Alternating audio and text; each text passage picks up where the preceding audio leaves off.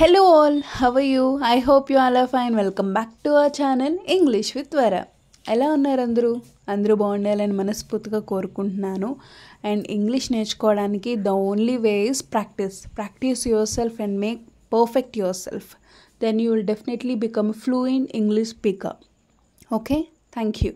మొన్న మనం positive feelings నేర్చుకున్నాం. ఈరోజు నెగిటివ్ ఫీలింగ్స్ ఎలాగో చూద్దాం. I'm worry about you. నేను నీ గురించి చాలా ఆందోళన చెందుతున్నాను. I'm very frustrating on you. నేను నీ మీద చాలా నిరాశ పడుతున్నాను.